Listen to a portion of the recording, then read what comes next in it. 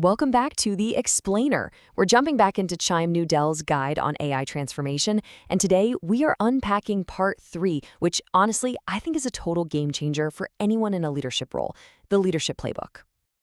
So let's start with a big question. What's the real difference between an AI pilot that just fizzles out and one that becomes a massive success across the entire enterprise? Now, you might think it's all about having the slickest tech or the biggest budget, but what we're about to see is that the answer is actually something much more human. And here it is, the big secret.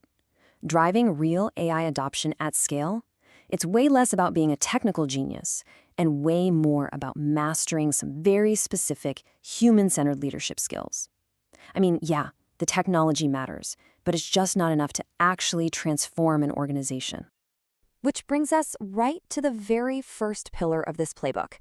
In most big companies today, you just don't have direct control over every single person you need to get a project done.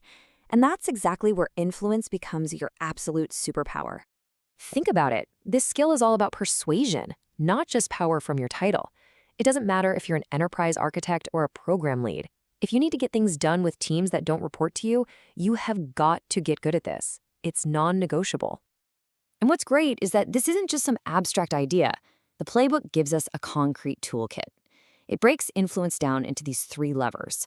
You've got to have credibility for sure, but you also have to be a great storyteller who can connect the tech to what the business actually cares about. And maybe most importantly, you have to show everyone involved what's in it for them. But look, being influential is just the beginning. You can't lead a transformation all by yourself. So how do you take a few individual supporters and turn them into this powerful, unified team for change?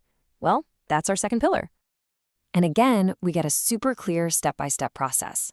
First, you figure out who all the players are. Then you find your champions, your allies, and you give them what they need to spread the word. And finally, you get everybody on the same page, rallying around the same goal.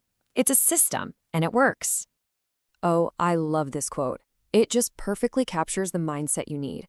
It's all about building a culture where decisions get made based on what's best for the company, not who has the loudest voice or the most political pull. When you're all looking at the same data, collaboration just naturally takes over from office politics. Okay, so you've built your coalition, everyone's fired up, but how do you keep that momentum going? How do you keep the project funded? You have to prove it's actually working. And that brings us to our third and final pillar.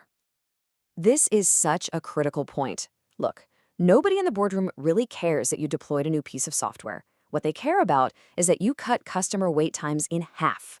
You always have to focus on the business impact, not just the technical activity. And to make sure you're telling that full story, the source gives us this fantastic framework. You've got to be tracking real numbers across all 3 of these areas: financial, customer, and operations. That's how you paint the complete picture of the value you're creating.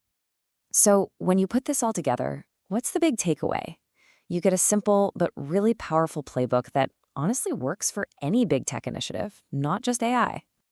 These 3 pillars, influence, coalition, and measurement, this is the stuff that turns a great strategy on a whiteboard into a real, successful transformation. This is what turns a great technologist into a true enterprise leader.